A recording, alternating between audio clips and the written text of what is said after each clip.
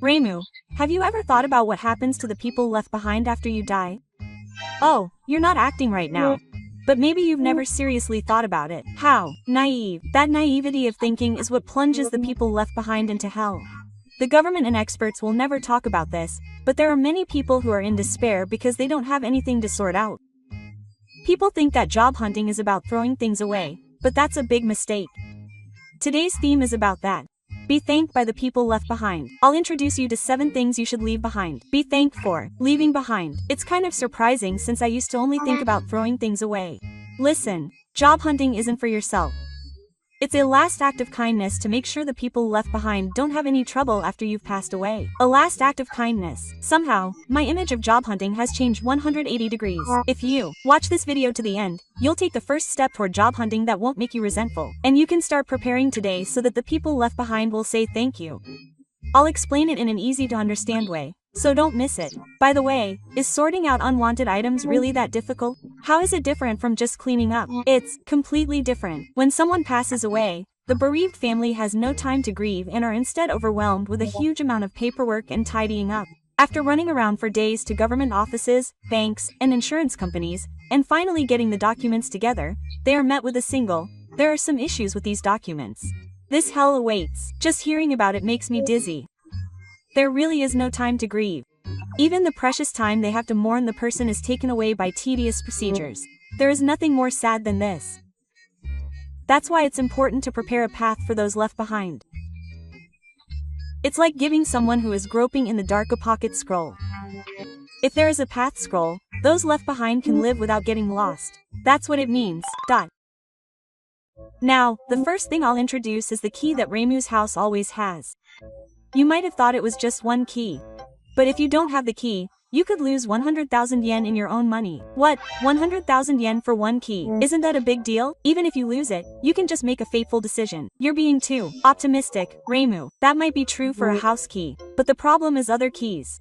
Imagine this. You're sorting through miscellaneous items. You find a safe that must have been treasured by an individual.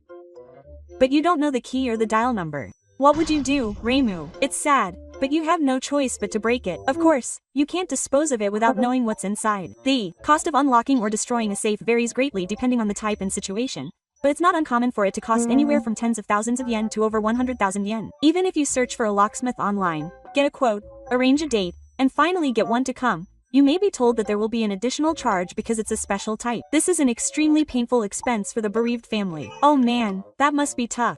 Funerals are already expensive, and it's likely to take a toll on them mentally as well. And the worst case scenario is when a key to a bank safe is found. If they don't know which bank it belongs to, the bereaved family won't even realize the safe exists. Of course, if you start the inheritance procedures at a specific bank, the location of the bank's key may become clear during the process. However, you can't even start the procedures if you don't know which bank you have a contract with in the first place. Then, even if your will or important assets are inside, you'll never find them.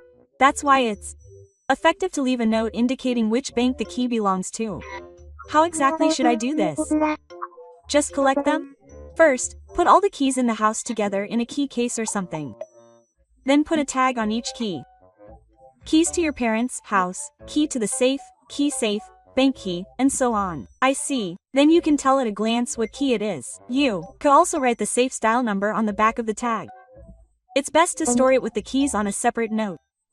Just write in the end-of-life note where the keys are stored, in the drawer of the Buddhist altar. That alone will be enough to make them feel grateful. With this preparation, you can instantly eliminate the unnecessary effort and hassle of those left behind. That's true. I think I could start doing this right away. But, Remu, there's a trap that's even scarier than the key. Huh? There's more? What's next?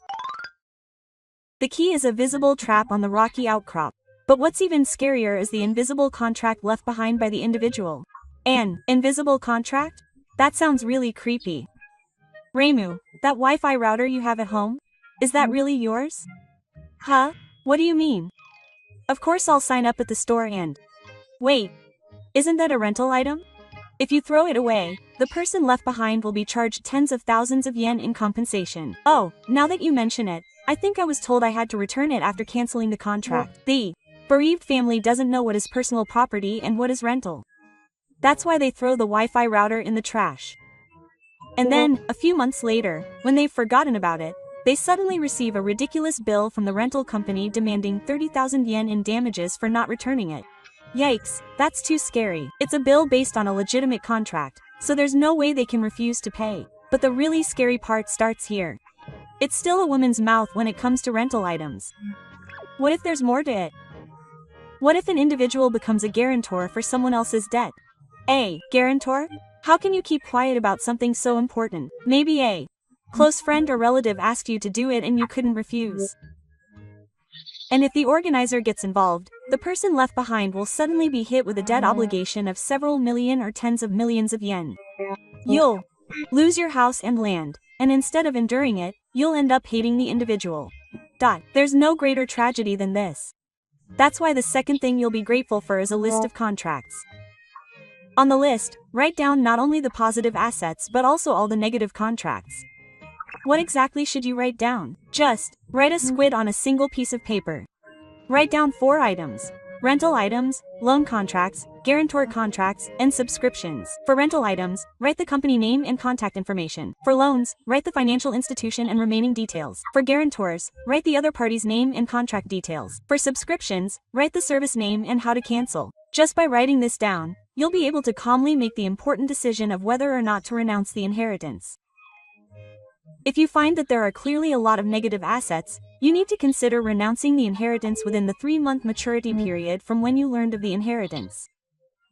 I see. So that's a factor in deciding whether to inherit or renounce the assets. That's right. It's the minimum kindness you can show the bereaved family who will be forced to make that decision. Understood. First, take a good look at your contract status. Now, next, I'll introduce you to the ultimate item that will save you from procedural hell. So far, we've avoided the risk of debt and compensation. But the biggest enemy still remains. That's procedural hell. There it is, procedural hell. It's the one where you have to go back and forth between government offices and banks, right? Government offices, banks, insurance companies, and the Insurance Affairs Bureau. The procedures after someone dies are a huge maze. Where's my pension book? You'll end up wandering around for days or weeks, screaming that you can't find the insurance policy. Just imagining it makes me physically and mentally exhausted. In fact, many bereaved families end up suffering from mental and physical illness due to the sloppy nature of the procedures. But, Reimu, what if you could conquer half messiness in a day with just one file? Huh? In a day? Is there such a magical item? Yes, there is. That's the third item I'll introduce, the ultimate procedure file. The ultimate file? Sounds amazing. What's inside? It's surprisingly easy to make. Get a clear file like the ones you can buy at 100 yen shops. Put a sheet of paper with the location of documents you'll need for all procedures in it. For example, it might look something like this: pension-related documents, basic pension number notification, etc. Drawer of the shelf, insurance policy, safe, current period information, safe including old title deeds. The bottom row of the table of contents. You're not just compiling the documents themselves, you're making a map of where they're stored. That's what I mean. It's dangerous to carry around the original passbook or title deed. If you take one file to the government office or bank, when they ask you what you need next, you can immediately remember that it's over there. Just by doing this, the speed of the procedure will increase tenfold. It'll jump 20-fold. It's amazing. If you have this, you won't get lost anymore. But there's one more thing that must be included in the ultimate file. It's the ultimate trump card that determines all procedures and determines fate. The ultimate trump card. Ah, that's the will. And here it is. I thought that even a will wouldn't concern me since I have almost no assets. But I was wrong. Wills aren't just for the rich. In fact, families with less assets are more likely to have petty feuds because they don't have a will. Really? Just think about it. If the inheritance is 100 million yen in cash, even under legal inheritance, the siblings can each get several tens of millions of yen. But if the inheritance is the family home and 3 million yen in savings, the family home would have to be sold in order to be divided. I want to keep living in this house. It would be the worst if they wanted me for money. It's certainly scary just to think about it. A will isn't just a document for distributing assets. It's an official rulebook in which an individual records their final wishes for their family to live together in harmony. On the first page of this ultimate file, put a piece of paper with the location of the will written on it. For example, writing "keep in storage" in the negotiations is one surefire way to do it. In addition, there is a system these days where you can have your will written by yourself deposited at the Legal Affairs Bureau, which means you don't have to go through the troublesome process of having it entrusted to the family court. So it's also very effective to write that it will be kept at the Legal Affairs Bureau. Just by doing this, the surviving family members will be freed from the hell of procedures and inheritance disputes. I understand. A will is meant to protect the bonds between the bereaved. A will is not just something to be appreciated. It's the ultimate gift to protect the future of the nobility. Well, that's all for the physical world. With the strongest files in a will, we're ready to protect ourselves from practical troubles. But humans don't live on bread alone. What's with all of a sudden? This is starting off on a somewhat philosophical note. From here on, we'll be talking about the invisible but much more important things than money, where they sleep. We'll be talking about digital inheritance in smartphones and computers. Digital, I've been hearing this term a lot lately, but it doesn't really resonate with me. There's no need to think too hard about it. Basically, it's all the photos and videos you've collected so far. Ah, I see. My phone is full of photos. So let me ask you this. Does anyone other than the person who owns the password to unlock the phone know? No, no one knows. It's their own secret. That's the beginning of the greatest tragedy for those left behind. Why? After someone dies, their family tries to open the phone to access their personal memories, but they don't know the password. They try several times, but it's locked and they can't open it again. So, can't they see the photos inside anymore? If you ask a specialist, they may be able to unlock it for a fee. But you need to be careful. The cost and whether or not it can be unlocked in the first place vary greatly depending on the model, OS version, and encryption status. Official support often can't handle it, and even if you pay a high fee, there's no guarantee that it will be successful. It costs money and isn't reliable. That's why it's important to go through the "don't talk about it later" procedure and make the settings while you're still alive. It must be much more painful than financial loss. Memories can't be bought with money. They're the most precious treasure that supports the hearts of your family. That's true. So what should you do? That's why the fourth thing you should keep. That's the key to your digital legacy. You should also make a list of these. Isn't it dangerous to write down your passwords on paper? That's right. So you need to be a little creative. The safest way is to set up Apple's personal account management contacts or Google's account deactivation management tool before you die. What's that? I've never heard of it before. This allows you to access the data you specify after you die. It's a great system officially provided by Apple and Google. It's a little bit of a hassle to set up, but if you do it, you can safely receive your personal memories. Oh, there's such a convenient thing. I didn't know that. But not all services have this function. So write down a hint for your password in your end-of-life note or something. For example, your password could be something like your loved one's name and birthday. I see. Then only people close to you would know it. Leaving this key to your digital legacy is the best way to pass on your cherished memories to your bereaved family. Your family will be moved to tears and thank you for protecting something of value that money can't buy. With the key to your digital legacy, your personal memories can now be protected for the future. But humans don't live alone. Right. There are various connections, such as people from work or friends from school. That's right. What would you think if the letter didn't reach those precious friends after you died? Oh, I don't want that. I don't want them to forget about me, and I want them to say goodbye properly. But that's the reality. Remu, who is the best friend you want to express your gratitude to the most? It's my best friend from high school, Aiko. I still see her a few times a year. So, does the family know exactly where Ms. A's contact information is? It's on her smartphone, but they don't know it. That won't work. If they can't unlock her smartphone, her contact information will be lost. Even if you send a letter to the address on the New Year's card, it may not reach her if she has moved. In the end, the letter might not reach Ms. A, who was your best friend. I'm sure. Would worry about me. And then something even worse happens. A few months later, Ms. A, who found out about the letter through the grapevine, says to the family, "Why didn't you tell me?" Oh no, the surviving family will be attacked. The bereaved family will have to bow their heads and feel embarrassed instead. Not knowing the relationships of individuals is a mental burden for the surviving family, and it can also damage the individual's social standing. That's something we want to avoid at all costs. The fifth thing to be thankful for is the sound of relationships. This can also be done in an end-of-life note. Write down the people you cherish in there. It's not just a list of contact information. The important thing is to add a few words about the relationship. For example, Hiroge A, please be sure to tell your best friend from high school, Mr. B, the person at your company, who has been very helpful to you. Mr. C, your neighbor, who always gives me vegetables. I see. If you know the relationships, the bereaved family will know how to respond. In particular, just clarifying who you want to tell about the relationship will be a great help to the bereaved family. It will make it easier to decide whether to invite them to the funeral or to visit them later to say hello.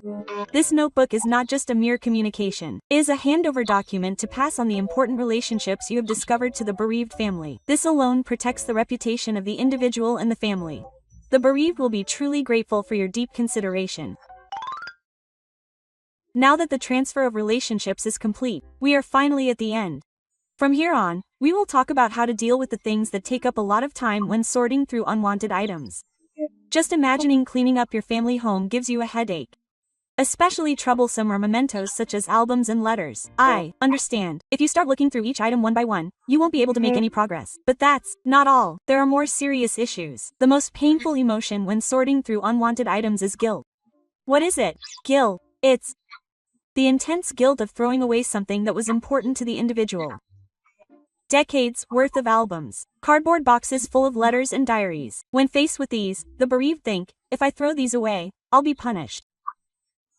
It's very painful to throw away your parents' things. What will happen as a result? In the end, you won't be able to throw anything away and they'll just be stuffed in the house as dirty cardboard boxes. And every time you see it, you have to clean it up, but you can't throw it away, and the bereaved family will continue to suffer for years and decades. No, it's not like a curse anymore.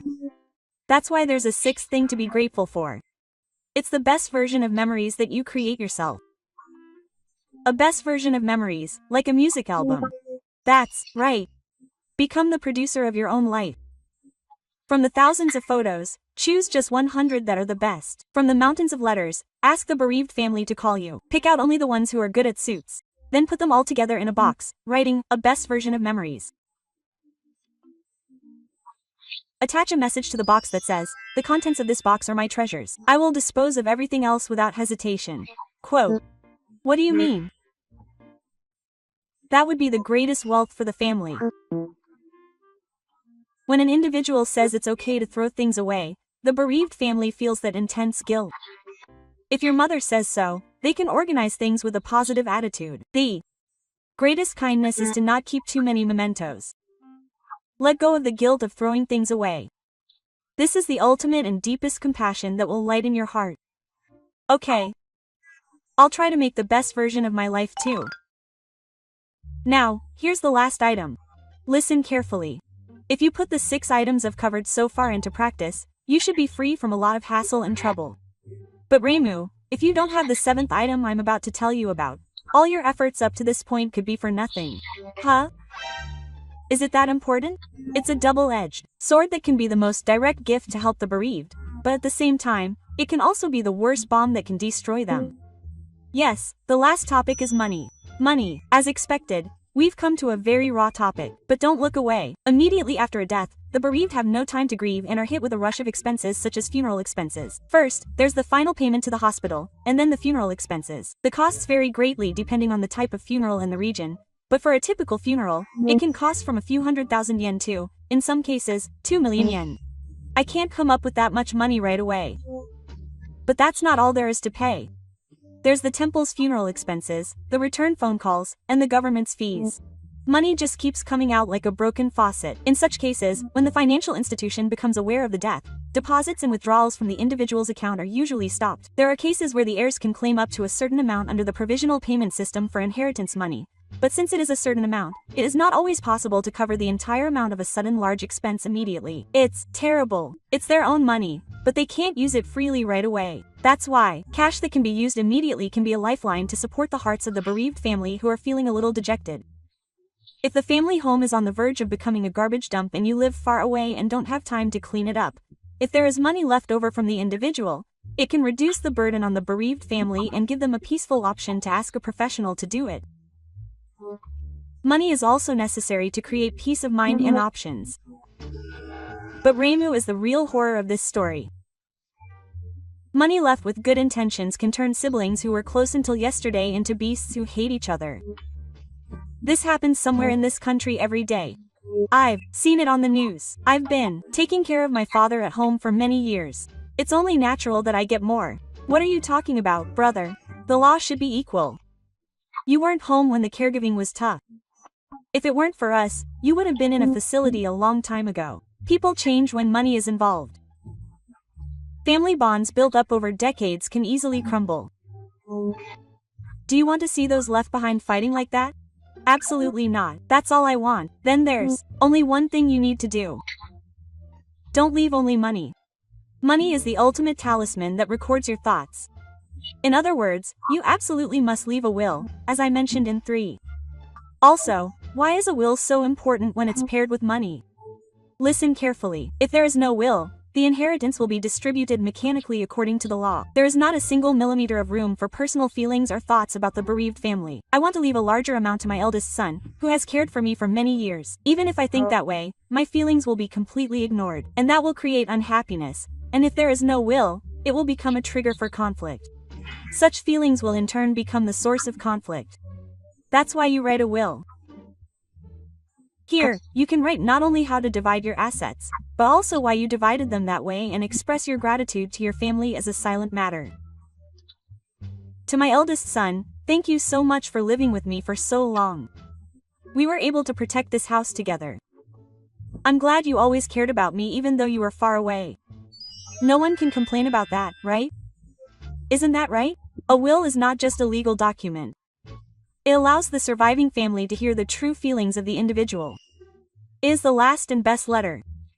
Leaving only money is not kindness. It is just a gift.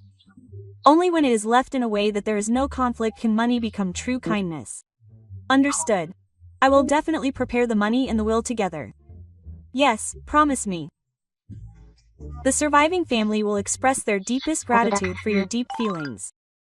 Marissa, that was an amazing story. Job hunting isn't just about throwing things away. Ah, that's right, Reimu. Now I have all 7. These are not just things. They are the final crystallization of the last kindness to continue protecting those left behind. The last kindness. Yes, that's right. I understand that each one is a deep thought for your family. Don't forget, it's a gift. These are the 7 lines that will be appreciated by those left behind. The first key, consciousness, will be a shield against unnecessary losses. The second contract list is a new version that apparently protects you from debt hell. The third, the strongest file and will be the trump card that will end the conflict between the flesh and bone. It wasn't just physical trouble. The fourth, the key to digital inheritance, will forever protect memories that money can't buy. The fifth, the sound of human relationships, is a handover document that connects the bonds you've realized. And the sixth, the best version of memories, will be a wallet that will especially ward off the curse of the guilt of throwing things away. And the last one, oh, the most powerful and most dangerous, is money. But don't forget, leaving only money is not kindness.